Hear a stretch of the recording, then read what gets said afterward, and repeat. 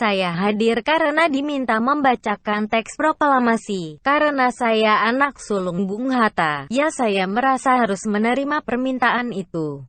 Ada yang sudah dan belum saya tahu. Tetapi saya segera bisa menempatkan diri dengan baik terhadap situasi seperti itu. Saya baru paham kenapa kami ini ramai-ramai dihadiri oleh orang-orang penting yang seharusnya netral dari politik, yakni Dubes dan anak sulung dari Muhammad Hatta, Ibu Mutia Hatta. Ternyata si Udin pakai caranya memberikan setengah kebenaran untuk membuat ramai. Sudah ada dua orang yang memberikan klarifikasi. Pertama, Dubes Palestina dengan lucunya mengatakan bahwa dia menyangka itu adalah acara 17-an yang bebas politik. Kedua adalah Ibu Mutia Hatta, yang mengatakan dia hadir karena hanya diminta membaca naskah proklamasi. Kita tunggu yang lain. Kami ini adalah sekumpulan orang-orang kartu mati yang bisanya membawa-bawa dan mencatut nama orang-orang tertentu yang dianggap penting, untuk membuat mereka menjadi kelihatan menyeramkan karena dukungannya dianggap banyak. Akan tetapi, para hadirin pun tidak mengetahui tuntutan kami, diduga karena menyebarkan berita setengah-setengah. Dan ada reaksi keras dari cucu kandung Bung Hatta, yakni Gustika lewat akun Twitternya. Ia mengatakan bahwa ia langsung stres karena baca grup keluarga bahwa tantenya, yakni anak sulung dari Bung Hatta, Mutia Hatta, menghadiri acara yang seharusnya tidak usah dihadiri karena ujung-ujungnya nama Hatta lah yang dicatut. Sebenarnya Gustika juga sudah mengatakan dengan jujur dan dengan penuh kesadaran bahwa sebagai cucu kandung, dia tidak memiliki hak untuk mewakili. Tapi dia menjelaskan bahwa anak-anak dari Bung Hatta yang lain pun bereaksi kurang baik terhadap keberadaan Mutia Hatta di acara deklarasi kami. Seorang yang di-save nomor HP-nya oleh Gustika dengan nama Gamala Hatta, yang kita tahu sebagai putri kedua Bung Hatta, pun bereaksi agak sinis terkait kehadiran sang kakak sulung.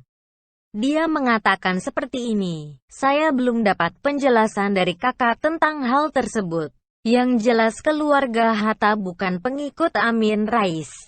Kalau untuk Indonesia Raya pun bukan dengan cara serampangan." Ini jawabanku penanya yang posting itu. Lalu di bawahnya, sudah ada rekaman chat Mutia Hatta yang menuliskan hal yang mengindikasikan dirinya kena tipu.